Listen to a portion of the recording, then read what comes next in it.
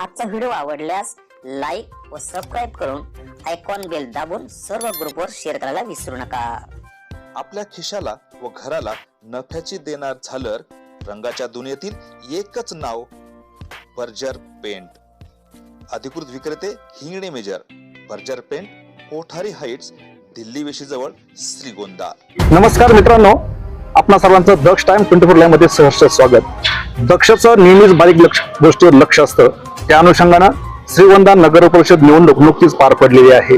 गेली महिनाभर प्रत्येक नागरिक मतदार हा संभ्रम अवस्थेमध्ये होता। तदनंतर 7B ची निवडणूक पुढे ढकलली गेली, त्यामुळे आणखीनच सगळ्यांची उत्सुकता ही शिगेला पोहोचली। 20 ला म्हणजे काल मतदान झालं आणि आज मतमोजणी झाली। मतमोजणी झाल्याबरोबर हा जल्लोष संपूर्ण श्रीगोंदा शहरामध्ये प्रत्येक गल्ली ही आता गुलालमय झालेली आहे। त्या अनुषंगानं एकूणच निवडणुकी पाठीमाग काय काय भूमिका, काय काय ठोस निर्णय नेत्यांचे होते, त्याच अनुषंगानं मतदारांनी कशा पद्धतीनं कौल दिला याबाबत आपल्याबरोबर चर्चा करण्यासाठी विशाली चव्हाण आपल्या बरोबर आहेत। खरं तर ते पत्रकार आहेत, उत्तम लेखणी त्यांची चालते आणि अगदी योग्य गोष्टीवर ती नेमकं बोट ठेवत असतात। विशालजी काय सांगाल, आता ही जी निवडणूक झालेली आहे, खरं तर एका अर्थानं ही निवडणूक आमदार विक्रम पाचपुते यांनी प्रतिष्ठेची केलीच केली, त्याबरोबर विजय सुद्धा खेचून आणला। काय सांगाल? अत्यंत चांगला प्रश्न आपण या ठिकाणी विचारलाय। खऱ्या अर्थाने दत्ताजी, ज्यावेळेस आमदार विक्रम पाचपुते हे निवडून आले विधानसभेला आणि त्यानंतरच त्यांना खंडित गाठण्यासाठी पाचपुते विरोधक जे नेते आहेत ते एकत्रित आले होते। म्हणजे त्यामध्ये राजेंद्रजी नागवडे असतील, राहुल जगताप असतील, अण्णासाहेब शेलार असतील, घनश्याम अण्णा शेलार असतील, हे सगळे दिग्गज नेते, बाळासाहेब नाटा असतील, हे सगळे अजित पवार यांच्या राष्ट्रवादीत एकवटले गेले होते। आणि त्यावेळेस पासूनच नगरपालिका निवडणुकीत पाचपुतेंना टार्गेट करायचं हे त्यांनी ठरवलं होतं आणि त्या दृष्टीने त्यांची रचना देखील झालेली होती। परंतु दुर्दैवाने नगर परिषद निवडणूक जाहीर झाली आणि राष्ट्रवादीच्या नेत्यांमध्येच आपल्याला असे मतभेद निर्माण झाल्याचे पाहायला मिळाले। मग ते उमेदवारी जाहीर झाल्यापासून ते उमेदवार खाली नगरसेवक पदाचे उमेदवार देण्यापर्यंत त्यांच्यात एकमत जास्त प्रमाणात दिसलं नाही। आणि त्या उलट विक्रमसिंह पाचपुते यांनी तुम्ही म्हणले तसं ही निवडणूक अत्यंत प्रतिष्ठेची केली। त्यांच्यासाठी एक तारेवरची कसरत होती ही निवडणूक पार पाडणं। त्यामुळे विक्रम पाचपुते यांनी सुरुवातीपासूनच या नगर परिषद निवडणुकीची सर्व सूत्रे स्वतःच्या हातात ठेवली होती आणि त्या दृष्टीने त्यांनी मग ते सर्वे मधून उमेदवारांची निवड करणे असेल, नगराध्यक्ष पदाच्या उमेदवाराचं नाव जाहीर करण्यासाठी शेवटच्या दिवसापर्यंत ठेवलेला सस्पेन्स किंवा अर्ज माघारी घेईपर्यंत त्यांनी निर्माण केलेला सस्पेन्स, यामुळे विक्रम पाचपुते कायम लोकांच्या नजरेत राहिले, चर्चेत राहिले, नजरेत राहिले। आणि त्यानंतर त्यांनी जे ग्राउंड लेवलला उतरून काम केलं, मग त्याच्यात त्यांना त्यांचे जे बंधू आहेत प्रतापभाई, म्हणजे जसं बबनरावजी पाचपुते आणि स्वर्गीय सदाअण्णा पाचपुते ही कशी जोडी होती, ते राजकारण बबनदादांचं राजकारण सदाअण्णा पाचपुते यांनी कायम हाताळलं आणि त्याच्यामुळे बबनदादांचा विजय सुकर व्हायचा। त्याच पद्धतीने आता प्रतापभाई पाचपुते यांनी विक्रम पाचपुते यांना चांगल्या पद्धतीने साथ दिली आणि ह्या दोन्ही भावांनी मिळून एक हा विजय खिचून आणलेला आहे। आणि त्याच्यात विक्रम पाचपुते यांनी म्हणजे एक जागा ही त्यांनी एक प्रतिष्ठेची केली, एकेका जागेसाठी त्यांनी ताकद दिली, प्रत्येक उमेदवाराला त्यांनी एक आत्मविश्वास दिला आणि उमेदवारांसोबतच प्रत्येक मतदारांच्या घरोघरी जाऊन त्यांनी भेटीगाठी घेतल्या। आणि त्यामुळे आणि सुनीता खेतमाळीस यांचं नाव त्यांनी एक म्हणजे स्वर्गीय संतोषजी खेतमाळीस ज्यांना एसके म्हणायचे आणि जे लोकांमध्ये लोकप्रिय होते त्यांच्या स्वभावामुळे, आणि यांच्या पत्नीला उमेदवारी दिली आणि त्या ठिकाणी त्यांनी पूर्ण ताकदीने त्यांना निवडून आणलं। आणि खऱ्या अर्थाने हे विक्रमसिंह पाचपुते यांचं एक यश मानावं लागेल की त्यांनी एक ग्राउंड लेवलला जाऊन काम केलं, मतदारांच्या भेटीगाठी आणि एक मतदारांमध्ये विश्वास निर्माण केला, त्याचं एक यश मानावं लागेल। त्या विरोधात काय झालं, राष्ट्रवादी काँग्रेसचं शेवटपर्यंत म्हणजे एकमत आपल्याला पाहायला मिळालं नाही। आज जे शिवसेनेचे उमेदवार निवडून आलेले आहेत त्यामध्ये बरेचसे राहुल जगताप समर्थक उमेदवार आहेत, एकनाथ निवडून आलेले, एकनाथ शिंदे गटामध्ये, एकनाथ शिंदे यांच्या शिवसेनेमध्ये जे काही निवडून आलेले उमेदवार आहेत त्याच्यात आपल्याला राहुल जगताप यांचे समर्थक जास्त चेहरे दिसतील। आणि त्याच अनुषंगाने बाळासाहेब नाटा यांनी एक सोशल मीडियावरती पोस्ट प्रसिद्ध केली होती, या राष्ट्रवादीतील एका जबाबदार नेत्याने काही उमेदवार दुसऱ्या पक्षात पाठवले। तर म्हणजे हे काय झालं की राष्ट्रवादीत नेते एक होत, म्हणजे नेते शरीराने एकत्र दिसले पण मनाने कुठं त्यांच्यात एकी दिसली नाही। आणि जसे विक्रम पाचपुते ग्राउंड लेवलला जाऊन काम करत होते, त्यावेळेस मात्र राष्ट्रवादीतले दिग्गज नेते हे कुठं ग्राउंड लेवलवर फारसे फिरताना दिसले नाहीत आणि त्यांच्यावरती नामुष्की म्हणजे पूर्ण जागी उमेदवार सुद्धा त्यांना देता आले नाहीत, हीच त्यांच्यासाठी एक नामुष्की होती। आणि आपण जर आता नगराध्यक्ष पदाच्या मतदानात पाहिलं तर 1764 मतं घेऊन राष्ट्रवादी अजित पवार गटाच्या ज्योती खेडकर आहेत त्या 3ऱ्या क्रमांकावरती आहेत. आणि त्या उलट शुभांगी पोटे अर्थात शिवसेना शिंदे गटाचा जो पॅनल उभा केला होता मनोहर पोटे यांनी त्यांच्या पत्नींना उभं केलं होतं. तर मनोहर पोटे यांनी दिलेली झुंज ही वाखाणण्याजोगी म्हणावी लागेल. कारण 1037 म्हणजे फार काय मोठ्या फरकाने भाजपचा उमेदवार विजय झालेला नाही, पण विजय असतो. तर मनोहर पोटे यांच्या बरोबर कुठलाही दिग्गज नेता नव्हता आणि त्यांनी स्वतःचा स्वतंत्र पॅनल उभा केला आणि त्याच्यातही त्यांच्या म्हणजे ज्या पत्नी आहेत शुभांगी पोटे यांना मिळालेली मतं ही कौतुकास्पद म्हणावी लागतील. आणि खऱ्या अर्थानं मनोहर पोटे आणि पाचपुते यांच्यात ही लढत झाली. एका अर्थाने शिवसेना शिंदे गट आणि भाजप अशीच ही लढत झालेली पाहायला मिळाली. महाविकास आघाडी असेल किंवा राष्ट्रवादी अजित पवार गट यांना सुरुवातीपासूनच या निवडणुकीत पुढे चुरस निर्माण करता आली नाही. मला हे का असं म्हणायचं, जसं एका बाजूला आमदार विक्रम पाचपुते त्यांच्या जोडीला त्यांचे भाऊ असतील, अन्य ज्येष्ठ कार्यकर्ते असतील, तर दुसऱ्या बाजूला कडवी झुंज दिलेले मनोहर पोटे एकटे होते की ज्यांना बरोबर. फक्त मित्रांची साथ मिळाली. बरोबर. कदाचित नेत्यांची साथ मिळाली असती तर चित्र काय असतं. 100% तुम्ही म्हणताय ते बघा, आपण इथून मागचा इतिहास जर विचारात घेतला तर पाचपुत्यांच्या विरोधात जेवढे लोक विरोधात उभे राहतील जास्त, तर तेवढा पाचपुत्यांना फायदा होतो. आणि पाचपुत्यांच्या समोर जर एकाच एक उमेदवार राहिला तर मात्र पाचपुत्यांना धोका असतो. तीच परिस्थिती आता झालेली आहे. जर हे पाचपुते विरोधक सगळे एकत्र येऊन म्हणजे महाविकास आघाडी असेल, राष्ट्रवादी अजित पवार गट असेल आणि शिवसेना असेल, मनोहर पोटे हे सगळे जर एकत्र येऊन एकाच एक उमेदवार उभा केला असता तर 100% आज चित्र वेगळं राहिलं असतं. आणि आपण असं म्हणायला हरकत नाही की त्याच एकीत जी बेकी झाली विरोधकांमध्ये, पाचपुते विरोधकांनी पाचपुतेंना खिंडीत गाठण्यासाठी एक व्यूहरचना आखली, परंतु त्या चक्रीवर तेच अडकले असं म्हणायला हरकत नाही. कारण शेवटच्या टप्प्यात उमेदवारीवरून त्यांचे मतभेद टोकाचेत आणले गेले. कारण आपल्याला माहिती आहे की राष्ट्रवादी अजित पवार गटाकडून शेवटच्या टप्प्यात शुभांगी पोटे या उमेदवार राहतील असं एक चित्र तयार झालं होतं किंवा तशा चर्चाही झाल्या होत्या. परंतु राष्ट्रवादीतून अंतर्गतच शुभांगी पोटे यांच्या नावाला विरोध झाल्यामुळे मनोहर पोटे यांनी स्वतंत्र सावतासू भाऊ आपला निर्माण केला. तसेच बाबासाहेब बोस आणि राष्ट्रवादीच्या नेत्यांचे मन जुळली नाहीत, त्याच्यामुळे त्यांनी सावतासुभा निर्माण केला, राष्ट्रवादीने सावतासुभा निर्माण केला आणि या चौरंगी लढतीचा आपोआप फायदा पाचपुत्यांच्या पथ्यावर. त्याला मला असं म्हणायचं की हे सर्व जी नेते आहेत, दिग्गज आहेत, की अनेक वर्ष वेगवेगळ्या याच्यात ते निवडणूक लढतायत, यश पण घेत आहेत, ही सगळी माणसं पाचपुत्यांच्या विरोधात एकत्र आली. बरोबर. आणि आजचा विजय पाहिला तर त्यांचं पानिपत झालं. बरोबर. तर नेमकं कोणती पाचपुतींची खेळी यांच्या म्हणजे पथ्यावर पडली नाही किंवा यांची काही चुकीचे जे निर्णय आहेत ते पाचपुतींच्या पथ्यावर पडले, काय सांगा. आता असं आहे बघा बरं का, म्हणजे विरोधकांचा जो पराभव झालाय त्याला सर्वस्व विरोधकच जबाबदार आहेत. कारण मी मगाशी म्हणलं तसं की पहिल्यापासूनच राष्ट्रवादी असेल किंवा महाविकास आघाडी असतील, म्हणजे यांनी जर एकत्रित ताकद उभी केली असती आणि एकाच एक उमेदवार दिला असता तर आज विजयाचं चित्र निश्चित वेगळं राहिलं असतं.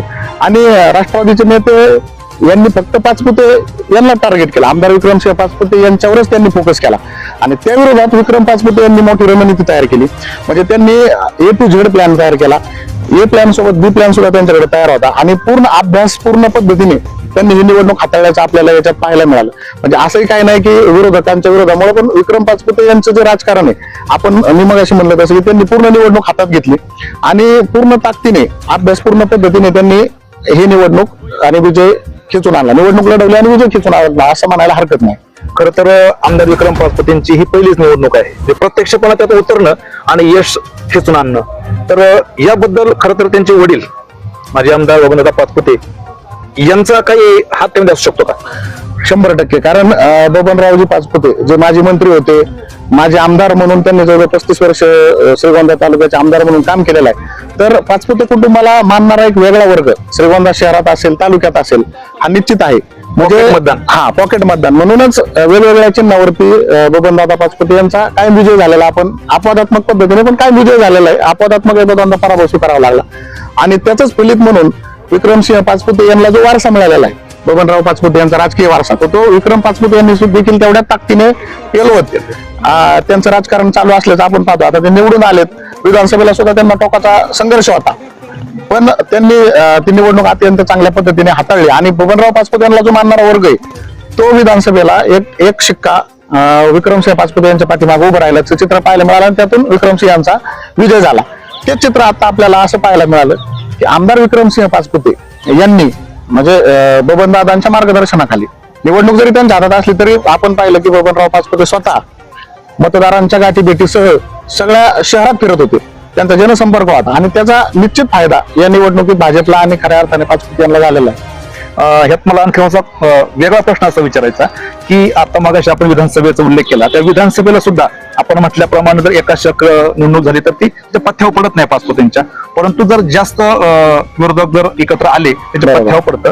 तर हीच रणनीती आता नगरपालिकेला पाचपुतेंनी आखली का, की ज्या अर्थी बाबासाहेब भोस यांना वेगळी खेळी करण्याचं सांगितलं, त्याचबरोबर ही बाकीचे जे नेते आहेत गेली अनेक वर्ष पाचपुतेंच्या विरोधात राहतात त्यांना सुद्धा बाजूला काढलं, त्यांना पॅनल करायला सांगितलं. हे आरोप खरं तर नागरिकांना होत आहेत, कारण शेवटपर्यंत दोन्ही पॅनलनं आपल्या उमेदवारांना सांभाळलं नाही, त्यांना वारेवर सोडून दिलं आणि त्याचाच फायदा कदाचित पाचपुतेंना झाला. काय सांगाल? नाही, ह्या असं मी म्हणणार नाही, कारण बघा शेवटी मनोहर पोटे आणि बाबासाहेब बोस यांच्यात विधानसभेपासून राजकीय मतभेद निर्माण झाले होते. त्यातच महाविकास आघाडीचे दुसरे नेते साजन पाचपुते यांचा आणि मनोहर पोटे यांचा असलेला राजकीय वैर सर्वस्वरूप आहे. त्या दरम्यान आपल्या साजन पाचपुतेंनी बाबासाहेब भोस यांची भेट घेतली. हा, भेट घेतली बरोबर आहे, पण आज जर मतांची बेरीज पाहिली तर गौरी गणेश भोस यांना मिळालेली मला वाटतं 342 मतं आहेत. त्या मतांवरून असं वाटत नाही की कुठेतरी याच्यात पाचपुतेंचा हात असावा किंवा त्यांची ती रणनीतीचा भाग असावा. पाचपुतेंनी काय केलं की त्यांच्या पद्धतीने एक अभ्यासपूर्ण पद्धतीने म्हणलं तसं की त्यांनी रणनीती आखली, म्हणजे सुरुवातीपासून आणि अत्यंत गांभीर्याने ही निवडणूक हाताळली. तसं गांभीर्य विरोधकांमध्ये कुठं दिसलं नाही. म्हणजे पाचपुतेंनी अगदी आता 7 ची जी निवडणूक झाली त्याच्यात सुद्धा आमदार स्वतः अधिवेशन संपलं की लगेच मैदानात उतरले आणि 7 मध्ये स्वतः घर टू घर फिरताना दिसले. आणि त्याच पद्धतीने त्यांनी 1 ते 22 नगरसेवक म्हणजे 1 प्रभाग ते 11 प्रभागात जेवढे उमेदवार आहेत 22 त्यांच्या आणि नगराध्यक्ष पदाचे यांच्यासाठी पूर्ण ताकद दिली आणि नवीन चेहऱ्यांना त्यांनी संधी दिली, महिलांना जास्तीत जास्त संधी दिली. आणि त्यांनी असं यावेळेस म्हणजे सर्वेचा आधार घेतला आणि जनमतातली जी लोक आहेत की त्यांनी उमेदवार म्हणून दिली, की असं काही जास्त त्यांचं मागचं बॅकग्राऊंड किंवा इतिहास असं काही जास्त न पाहता निवडून येणार कोणी किंवा सर्वेत कुणाला अग्रस्थाने हे उमेदवारी देऊन त्यांनी एक पूर्ण ताकद लावली. आणि आपण जे म्हणलं की अत्यंत गांभीर्याने त्यांनी निवडणूक घेतली होती, त्याच्यामुळे ते प्रतिष्ठेची निवडणूक तर होतीच आणि अभ्यासपूर्ण पद्धतीने त्यांनी हाताळल्यामुळे आणि विरोधकांचा हलगर्जीपणा हा पाचपुतेंच्या फायद्यावर पडला. खरं तर श्रीगोंदा नगरपालिकेचं नाव काढलं की मनोहर पोटेंचं नाव अपसुकच येतं. बरोबर. मग एवढे दिग्गज जे श्रीगोंदा नगरपालिका राजकारण जे आहे त्यामध्ये त्यांचा हातखंडा आहे, मग नेमकी या निवडणुकीला कुठं पाल शिंकली की त्यांना पराभव स्वीकारावा लागला? हा, आता मनोहर पोटे आणि श्रीगोंदा नगरपालिका हे समीकरण सुरुवातीपासून ठरलेलंच आहे. परंतु काय झाले मागील काही दिवसापासून म्हणजे 2019 ला मनोहर पोटे बबनराव पाचपुते यांच्यापासून फारकत घेऊन काँग्रेसच्या चिन्हावरती म्हणजे त्यांच्या मिसेस नगराध्यक्ष झाल्या. आणि त्यानंतर म्हणजे काँग्रेसचे जे नेते असतील समजा राजेंद्र नागवडे असतील किंवा बाबासाहेब भोस असतील त्यावेळेसचे, तर त्यांच्याशी सुद्धा कालांतराने मनोहर पोटे यांचं थोडं राजकीय वैर निर्माण झालं. त्यांचे सुतपात काही जुळल्याचं आपल्याला पाहायला मिळालं नाही. एवढंच नाही तर त्यांच्यासोबत जे नगरसेवक निवडून आले होते त्यांनीच नंतर मनोहर पोटे यांच्या पत्नी शुभांगी पोटे यांच्यावर अविश्वास आणून त्यांना अपात्र करण्यासाठी पत्रव्यवहार केला, मंत्रालयापर्यंत खेट्या मारल्याचं आपण पाहिलेलं. म्हणजे त्यांच्यासोबत राजाभाऊ लोखंडे एक नगरसेवक सोडता त्यांच्या बरोबर जास्त काही कोणी नगरसेवक नव्हते. अगदी त्यांच्या विश्वासातले जे अत्यंत जवळचे सतीश मकरे यांनी सुद्धा नंतर त्यांची साथ सोडल्याचं पाहायला मिळालं. मग त्याच वेळेस मनोहर पोटे यांनी कुणाला विश्वासात न घेता केलेलं राजकारण किंवा व्यक्ती केंद्रित जे राजकारण केलं त्यांनी, तर ह्याचा निश्चितच त्यांना आणि त्याच्या नाराजगीचा किंवा जनतेशी थोडस त्यांनी जे काही कामं असतील जनतेची किंवा विकास कामं रस्त्यांचे आपण पाहतो प्रश्न, ही काही दर्जेदार कामं झाली नाहीत किंवा अनेक समस्या आहेत म्हणजे डासमुक्त शहर सुद्धा करता आलं नाही त्यांना, हे एक दुर्दैव आहे. किंवा जे नागरिकांच्या किरकोळ समस्या आहेत हे सुद्धा सोडवण्यात ते अपयशी ठरले. आणि राजकीय नेत्यांशी आलेलं त्यांच्या सगळ्याच राजकीय नेत्यांशी त्यांचं आलेलं राजकीय वैर म्हणून ते एकाकी पडले आणि त्या एकाकीपणातूनच त्यांचा हा पराभव झाला असं म्हणायला हरकत नाही. खरं तर प्रत्येक पॅनलचे नेते आहेत, आम्ही 23-0 करणार 23-0 करणार असं प्रत्येकाने वक्तव्य केलं. मात्र आता 13-9 असं झालेलं आहे. तर ह्या 13-9चा फायदा विकास कामांसाठी होईल की फक्त राजकारण 5 वर्ष काढायचे त्यासाठी होईल? काय सांगाल? हा, अत्यंत चांगला प्रश्न तुम्ही विचारला. जे आता आमदार विक्रमसिंह पाचपुते हे 23-0 पहिल्यापासून सांगत होते ते सुद्धा त्यांची एक राजकीय खेळी होती.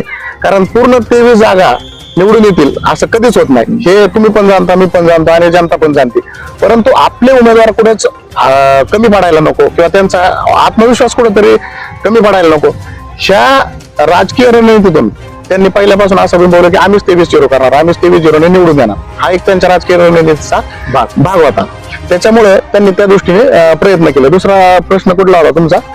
की ही जी विकास कामं आहेत हा. या 13-9चा फायदा विकास कामांसाठी होईल की फक्त राजकारणासाठी होईल 5 वर्ष ढकलण्यासाठी? नाही, आता बघा, हे जे 13 नगरसेवक भाजपचे निवडून आलेले आहेत आणि 9 नगरसेवक शिवसेनेचे निवडून आलेले आहेत, तर यात बऱ्यापैकी तरुण चेहरे निवडून दिलेले आहेत जनतेने. तर याचा आणि बहुमत पूर्णपणे भाजपचं झालेलं आहे, नगराध्यक्ष सुद्धा भाजपचं झालेलं आहे. त्याच्यामुळे आणि विरोधी म्हणून जे विरोधी बाकावर बसणार आहेत शिवसेनेचे 9 जण, तर ते सुद्धा नवीन चेहरे आहेत, मातब्बर आहेत आणि नवीन चेहरे आहेत. तर हे एक श्रीगोंदा शहराच्या विकासासाठी हे एकत्रित येऊन चांगल्या पद्धतीने काम करतील असं मला वाटतं. आणि याचा निश्चितच श्रीगोंदेकरांच्या विकासासाठी 100% फायदा होईल. कारण सध्या भाजपचे आमदार विक्रमसिंह पाचपुते आहेत, राज्यात त्यांचं सरकार आहे, केंद्रात सरकार आहे. आणि आता श्रीगोंदा नगर परिषदेत मागच्या वेळेस भाजपची अवस्था गड आला पण सिंह गेला अशी झाली होती. म्हणजे 11 जागा भाजपच्या आल्या आणि नगराध्यक्षपद काँग्रेसला गेलं होतं. त्याच्यामुळे थोडंसं त्यांचं गड आला पण सिंह गेला अशी अवस्था झाली. पण आता मात्र तसं नाहीये. जनतेने त्यांच्या पदरात भर भरून बहुमताचं दान दिलेलं आहे. त्याच्यामुळे 13 जागा त्यांच्या आलेल्या आहेत, 9 जागा विरोधकांना दिलेल्या आहेत, नगराध्यक्ष भाजपच्या बहुमतात आलेला आहे. त्याच्यामुळे आता निश्चित विकास कामं करण्यासाठी एक प्रकारे आमदारांना आणि त्यांच्या सगळ्या नगरसेवकांना मोठी संधी असं म्हणायला हरकत नाही. खरं तर आता जे मावळते नगरसेवक आहेत, गेली अनेक वर्ष ते नगरपालिकेच्या राजकारणात होते, मात्र यावेळेस नागरिकांनी किंवा मतदारांनी त्यांना टाळलं. तर खरं तर हे टाळण्यापाठीमाग नेमकी नागरिकांची काय भूमिका असू शकते? नवीन त्यांनी संधी दिली, काय सांगा? आता याच्यात मला असं वाटतं बरं का, की बदललेली एक प्रभाग रचना आहे आणि तसंच जे जुने नगरसेवक आहेत ज्यांना पराभवाचा सामना करावा लागला, हे कुठेतरी जनतेच्या संपर्कात कमी पडले किंवा जनतेचे विकास कामं करण्यात कमी पडले किंवा निवडून आल्यानंतर थोडस म्हणजे जे जनतेला एक अपेक्षा असते, की एक आपुलकी असते, की आम्ही तुम्हाला निवडून दिले, की एक तुम्ही आमच्यात मिक्स व्हा, आमच्या जवळचे या. तर एक थोडं ते जनतेपासून दुरावल्याचं चिन्ह होतं आणि त्या जनतेपासून जे हे नगरसेवक दुरावले गेले होते, त्यामुळे त्या जनतेच्या नाराजगीचा फटका त्यांना बसून पराभव स्वीकारावा लागला. माझा प्रश्न असा आहे की आता 13 उमेदवार ज्यांचे निवडून आले, त्यात विजयोत्सव साजरा करतायत. बरोबर, आता ते निवडून आले म्हणून विजयोत्सव मध्ये जे निवडून आले आहेत ते सुद्धा विजयी आहेत, मात्र ते आता आपल्या वार्डामध्ये जाऊन पुन्हा संपर्क करतायत आणि ज्यांनी दान दिलं मतदानाचं त्याचे आभार मानतायत. काय सांगाल? नाही, आता कसं असतं बघा, शेवटी निवडणुका कोणी किती ताकदीने लढवल्या तरी जनता ही राजा आहे. त्याच्यामुळे जनतेने ज्यांना हे मतांचं दान दिलंय आणि ज्यांना आज नगर परिषदेत किंवा एक त्यांच्या प्रभागाचा कारभारी म्हणून पाठवलेला आहे, तर त्यांच्या एक उपकार आहे, शेवटी मतदारांचा एक उपकार आहे या सर्व उमेदवारांवरती, की त्यांना आज एवढ्या आटेपीच्या सामन्यात त्यांच्या जुळीत विजयाचं दान टाकले. हे कोणी टाकले? मतदार राजाने टाकले. त्याच्यामुळे या मतदार राजाच्या उपकारातून एक ऋण व्यक्त करण्याचा किंवा उतराई होण्याचा, त्यांच्या ऋणातून पाय उतार होण्याचा हा एक प्रयत्न आहे त्यांचा. पण फक्त विजय जल्लोष साजरा करून किंवा आता आभार सभा घेऊन हे चालणार नाही. तर ज्या जनतेने तुम्हाला विकास कामांसाठी ज्या अपेक्षेने किंवा आमचे विकास कामं होतील किंवा आमच्या प्रभागाचा विकास होईल, आमच्या नगर परिषदेतली काम आहे किंवा उमेदवारांनी शहर असेल, स्वच्छ पाण्याचा पुरवठा असेल किंवा हे जे गटारीचं पाणी, जे दूषित पाणी आहे ज्याच्यामुळे डास निर्माण होतात, याचं फिल्टर करून त्याचा परत पुनरुपयोग होण्यासाठी जी योजना राबवायची, या सगळ्या अनेक गोष्टी आहेत. तर हे जे जनतेला अपेक्षा आहेत नागरिक किंवा दर्जेदार रस्ते असावेत शहरात. आपण पाहिलं की मागच्या काही काळात निधी आला पण ते रस्ते कुठे गेले? जे डिवायडरच्या कामात झालेला भ्रष्टाचार असेल, रस्त्यांच्या कामात झालेला भ्रष्टाचार असेल, आणि मी म्हणलं की त्याचाच फटका शुभांगी पोटे यांना बसलेला आहे, की जी कामं झाली त्याचा दर्जा कुठेही राहिला नाही. ते दर्जाहीन कामं झाली, जनतेची कामं झाली नाही. किरकोळ अगदी ज्या समस्या होत्या, पूर्ण दाबाने पाणी पुरवठा करण्याचे जे आता किरकोळ काम आहे ते सुद्धा झालं नाही. त्याच्यामुळे आता जे नगरसेवक निवडून आलेले आहेत, भाजपचे 13 असतील किंवा शिवसेनेचे 9 असतील, तर ह्यांच्यावर मोठी जबाबदारी आहे. मी असं मानतो की हे तरुण आहेत, महिला भगिनी त्याच्यात जास्त आहेत नगरसेविका म्हणून. तर एक म्हणजे जनतेने फार मोठी जबाबदारी या 22 जणांवर आणि नगराध्यक्ष जे आहेत सुनीता केतमस, या 23 जणांवर फार मोठी जबाबदारी आहे आणि अपेक्षांचा भार खऱ्या अर्थाने या सर्व विजयी उमेदवारांवर असणार आहे. त्याच्यामुळं त्या अपेक्षांच्या भारातून त्यांना मुक्त व्हायचं असेल तर 100% इथून पुढचे 5 वर्ष त्यांना जनतेची कामं करावी लागतील, जनतेच्या संपर्कात राहावं लागेल, जनतेच्या सुखदुःखात सहभागी व्हावं लागेल आणि शहराचा जो रखडलेला विकास आहे तो रखडलेला विकास पूर्णत्वास त्यांना घेऊन जावं लागेल आणि त्या विकास कामांमध्ये दर्जा टिकून ठेवण्याचं एक महत्वाची जबाबदारी त्या सर्व विरोधी आणि सत्ताधारी या सर्व नगरसेवकांवर असणार. मी तुम्हाला थोडं पाठीमागे घेऊन जातो. 2014 लोकसभाची निवडणूक झाली, त्यावेळेस मोदींनी खूप काही दिव्य स्वप्न मतदारांना दाखवली. त्यातली काही कामं झाली, काही झाली नाहीत. त्याच पद्धतीनं आता ह्या निवडणुकीमध्ये मतदारांना उमेदवारांनी खूप काही दिव्य स्वप्न दाखवलीत, हे करू हे करू हे करू हे करू. मग आता ते जर नाही झाली तर पुढे काय होऊ शकतं, किंवा ते फक्त घोषणाच राहिल्या तर याचा फटका पाचपुतेंना बसू शकतो का? 100% आपण आता पाहिलं की 2019 ते 2000 म्हणजे आता 23 पर्यंत म्हणजे 5 वर्षाचा कार्यकाल पूर्ण होईपर्यंत शुभांगी पोटे या नगराध्यक्ष होत्या. त्याच्या आधी 2.5 वर्ष त्यांचे पती मनोहर पोटे हे नगराध्यक्ष होते. म्हणजे 7.5 वर्षाचा कार्यकाल त्यांना काम करण्यासाठी मिळालेला होता. परंतु या 7.5 वर्षाच्या कार्यकालात त्यांच्याकडून जी काही श्रीगोंदेकरांना अपेक्षा होती ती अपेक्षा तेवढ्या ताकदीने पूर्ण झाली नाही आणि त्याचाच परिणाम म्हणून त्यांना आता पराभवाचा सामना करावा लागलाय. म्हणून म्हणजे लोकांनी अर्थात काय झालंय की शुभांगी पोटे आणि मनोहर पोटे यांच्याकडून श्रीगोंदेकरांचा अपेक्षा भंग झाला म्हणून आता त्यांनी भाजपच्या सुनीता केतमाईस यांच्यावर नवीन संधी आणि नवीन जबाबदारी दिलेली आहे. सुनीता केतमाईस या माजी नगराध्यक्ष सुद्धा राहिलेले आहेत. त्याच्यामुळे आता खऱ्या अर्थानं भाजपची जबाबदारी या ठिकाणी वाढलेली आहे. म्हणजे तुम्ही जसं म्हणले की नरेंद्रजी मोदी यांनी काही स्वप्न दाखवले आणि ते स्वप्न दिवा स्वप्नच राहिले, तर तशी तर परिस्थिती जर झाली तर निश्चितच त्याचा फटका पुढच्या वेळेस पुन्हा भाजप आणि पाचपुते कुटुंबाला बसणारच आहे. त्याच्यामुळे ह्या अपेक्षांचं मी म्हणलं मागाशी की अपेक्षा पूर्ण करणं, शहराचा विकास करणं, दर्जेदार काम करणं हे पाचपुत्यांसमोर एक आव्हान असणार आहे. की आता ही निवडणूक झाली याच्यामध्ये अनेकांनी स्वप्न दाखवली किंवा त्यांची जी काही घोषणा होत्या, बरं, आम्ही हे काम करू ते काम करू, त्यामध्ये प्रकर्षानं एक काम त्याच्यावर होऊन गेलेलं आहे. ते म्हणजे सरसू नदीचं सुशोभीकरण बरोबर. किंवा स्वच्छकरण किंवा खुलीकरण. हा मुद्दा कोणीही चर्चेला घेतला नाही. खरं तर तो घेणं गरजेचं होता की नव्हता? 100%. कारण सरस्वती नदी ही जी आपल्या शहरातून वाहते तर या सरस्वती नदीवर अनेक ठिकाणी बंधारे आहेत आणि या सरस्वती नदीचं जे पाणी आहे तर त्याचा श्रीगोंदेकरांना मोठ्या प्रमाणात जे पर्क्युलेशन असतं तर त्याचा मोठ्या प्रमाणात फायदा होतो. त्याच्यामुळे त्याचं सुशोभीकरण आणि खोलीकरण हे 100% झालं पाहिजे. आता आपण पाहतो की गटारीचं जे शहरातलं पाणी ते सगळं त्या नदीला सोडलं जातं आणि त्याच्यामुळे लोकांचं सुद्धा आरोग्य धोक्यात आलंय आणि जे शेतीसाठी पाणी वापरतात ते सुद्धा खराब झालेलं आहे. तर त्याच्यामुळे पहिलं प्राधान्य हे जे गटारीचं पाणी आहे याची विल्हेवाट लावणं हे असणार आहे. कचरा डेपोचा एक प्रश्न आहे. जे नाना शिंदे आहेत आपले मित्र ते कायम लाईव्ह करतात, तर कचरा डेपोमुळे एक नागरिकांचं आरोग्य धोक्यात आलेलं आहे. तर हे जे 2-3 प्रश्न आहेत हे प्राधान्याने सोडवायला यांना म्हणजे भाजप किंवा हे सत्ताधारी जे असतील यांना प्राधान्यक्रमाने ते सोडवावे लागणार आहेत. आता शेवटचा प्रश्न असा राहील, आता 13-9 झालेला आहे, ज्यांना संधी मिळालेली आहे, मग शिवसेना असतील, बीजेपी असतील, बरोबर, तर या विजयाचा परिणाम येणारी पंचायत समिती असेल किंवा जिल्हा परिषद असेल याच्या विजयावर होऊ शकतो? निश्चित याचा परिणाम विजयाचा येणाऱ्या जिल्हा परिषद पंचायत समिती निवडणुकीवर होणार आहे. कारण त्याचं कारण असं आहे बघा की आता सुद्धा शहरात जे भाजपला विजय मिळाला त्याच्यात एक सुशिक्षित मतदारांनी दिलेला कौल भाजपच्या बाजूने हा महत्वाचा आहे. कारण लोक हा विचार करतात की केंद्रात राज्यात जे सरकार आहे तर त्याच विचारांचे म्हणजे त्याच सरकारचे प्रतिनिधी आपले आमदार आहेत आणि त्याच आमदारांच्या नेतृत्वाखाली जर नगराध्यक्ष निवडून दिले तर शहराची कामं होतील, निधी येतील. आता आपण पाहिलं की लोकसभेला विरोधात खासदार निवडून दिल्यामुळे काय अवस्था झाली, म्हणजे सुजय विखे हे भाजपचे खासदार होते तर त्यांना पराभवाचा सामना लोकसभेला करावा लागला. लोकांनी विरोधात जाऊन खासदार निलेश लंके यांना निवडून दिलं. परंतु आता केंद्रात सरकार भाजपचं आणि खासदार निलेश लंके हे महाविकास आघाडी किंवा राष्ट्रवादीचे. त्याच्यामुळं श्रीगोंद्याला आता 1 वर्षात काय म्हणजे खासदार निधीतून किती पैसे आले हा एक प्रश्नच आहे. त्याच्यामुळे लोक हा विचार करतात की ज्याचं सत्ता आहे त्याच्या बाजूने थोडासा कौल जातो. तर तुम्ही जसा प्रश्न केला की पंचायत समिती आणि जिल्हा परिषदेत, आपण इथून मागेही पाहिलं की ज्यावेळेस मागच्या पंचायत समिती आणि जिल्हा परिषद झालता त्यावेळेस सुद्धा पाचपुते कुटुंबाचा वर्चस्व त्या निवडणुकांमध्ये राहिला होता. मग पंचायत समिती असेल किंवा म्हणजे ज्या जिल्हा परिषद निवडणूक असेल, पण नंतर पंचायत समितीत काय राजकीय उलथापालट झाली, त्याच्यानंतर ते सत्तेचं हस्तांतरण झालं आणि सत्ता पालट झाला. परंतु निश्चितच हा जो निकाल लागलेला आहे तर त्याचा येणाऱ्या म्हणजे जिल्हा परिषद आणि पंचायत समितीच्या स्थानिक स्वराज्य संस्थांच्या निवडणूक आहेत त्याचा 100% परिणाम आपल्याला पाहायला मिळेल. जोडूनच प्रश्न असा आहे की आता बाबासाहेब भोसले गेली अनेक वर्ष जिल्हा परिषद त्यांनी केलेली आहे, त्यांचा वेगळा पॅनल होता, त्यांना खूप मोठं अपयश यामध्ये घ्यावं लागलं. त्याच बाजूला महाविकास आघाडीची बाकी होती त्यांनाही अपयश पदरी पडून घ्यावं लागलं. तर मग आता हे कुठं या पंचायत समिती जिल्हा परिषद मध्ये असतील की नाही, काय वाटतं? बघा आता ह्याच्यात आपण जे म्हणले महाविकास आघाडी, तर ह्याच्यात महाविकास आघाडी सुरुवातीपासून म्हणजे श्रीगोंदा नगर परिषद निवडणुकीत पॅनेल करणार की नाही करणार ह्याबाबतच शंका होती. स्वतः ज्येष्ठ नेते बाबासाहेब भोसले यांना पत्रकार परिषदेत सांगावं लागलं की आता आमच्या पक्षाचे खासदार आमदार आलेत, आता तरी लोकांना विश्वास बसेल की आम्ही पॅनेल करणार आहोत. म्हणजेच एक विश्वासार्हता कुठेतरी महाविकास आघाडीने तालुक्यात गमावलेली आहे. एक त्याचं पहिलं उदाहरण आहे. दुसरा विषय असा आहे की महाविकास आघाडीचे म्हणजे जे आमदार आहेत काँग्रेसचे हेमंत तात्या ते श्रीगोंदा तालुक्यातच आहेत. खासदार निलेश लंके यांना श्रीगोंदा तालुक्यात भरपूर लीड दिलेला आहे. परंतु एकदा सुरुवातीला पॅनेल उभा करताना हे नेते दिसले, त्याच्यानंतर हे नेते जास्त कुठे प्रचारात वगैरे आपल्याला सक्रिय असलेले दिसले नाहीत.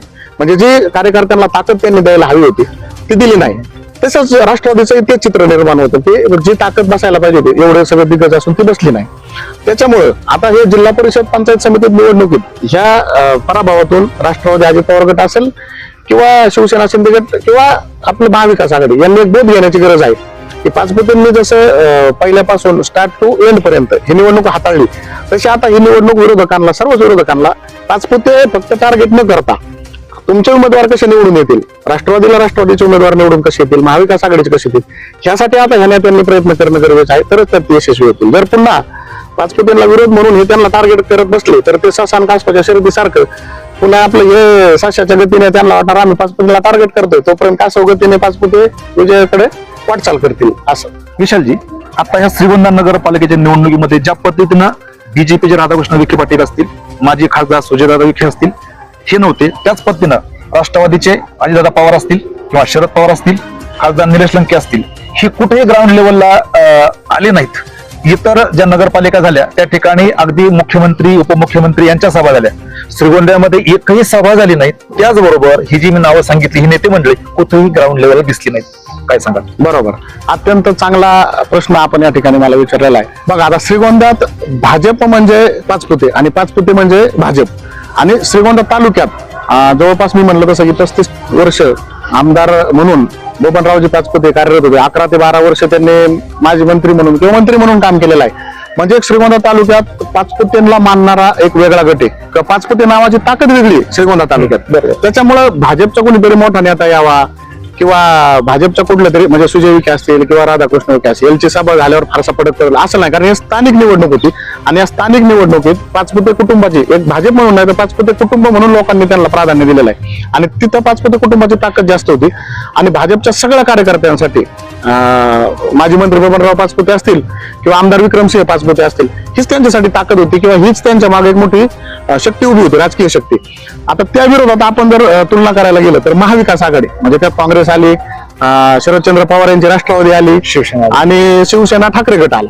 म्हणजे हे 3 पक्षांच्या एकत्रित महाविकास आघाडी होती.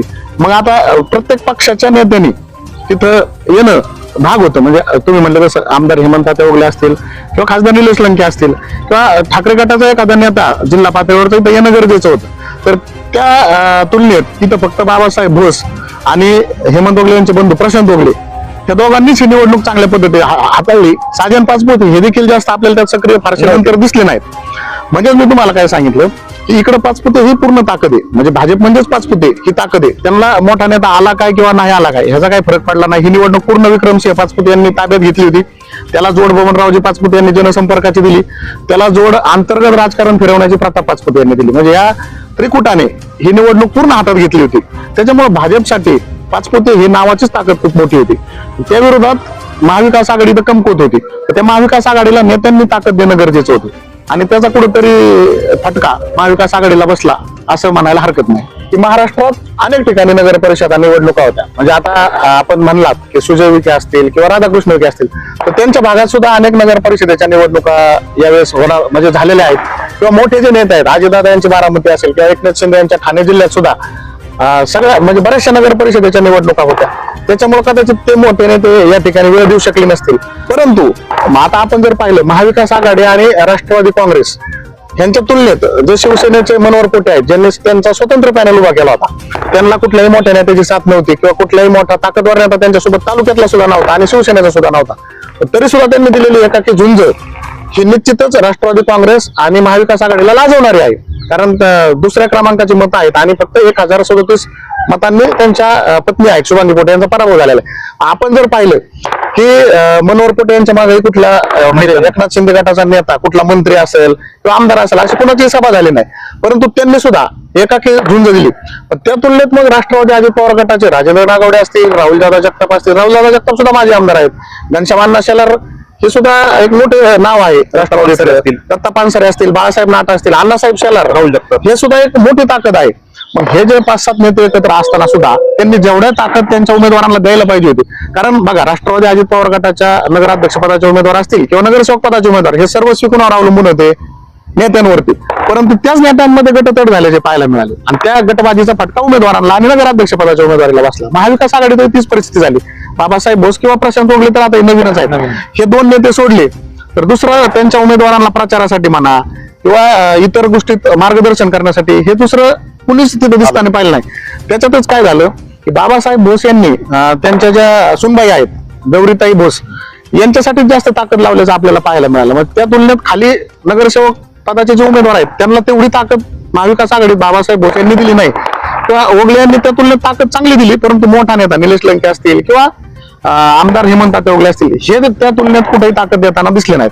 आणि त्याच्या उलट असं म्हटले की बाबासाहेब भोस यांनी गौरी भोस यांना ताकद दिली, त्या पद्धतीनं घनश्याम शेलार असतील, त्याचबरोबर नागोडे असतील, दत्ता पनसरे असतील, राहुल जगताप असतील, यांनी जी ताकद ज्योतिताई खेटकर यांच्या पाठीशी शिवपिशीने करायला पाहिजे होती ती सुद्धा केली दिसत नाही.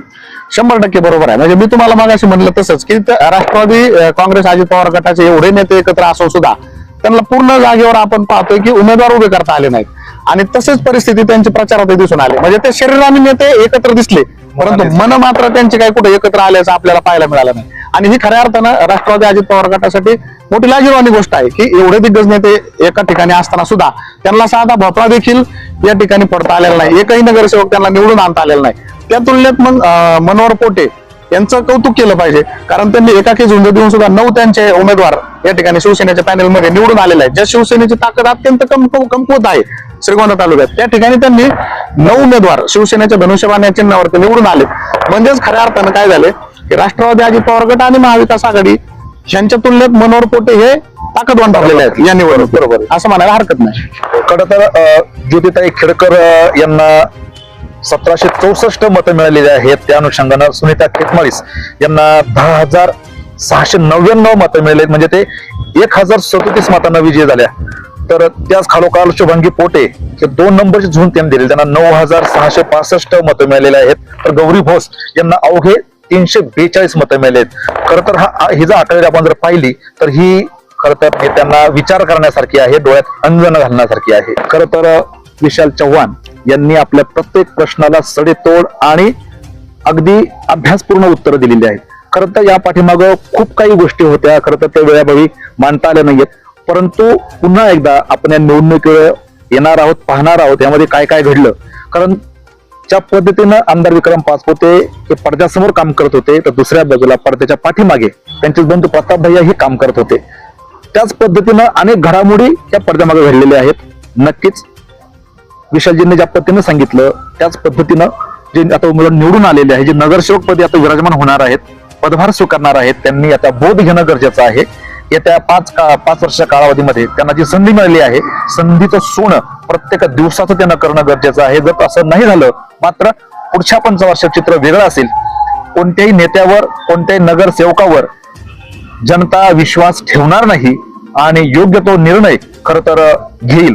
खरं तर यामध्ये नोटाला सुद्धा खूप मोठं चांगलं मतदान या ठिकाणी केलेलं आहे. 500च्या वर मतदान झालेलं आहे.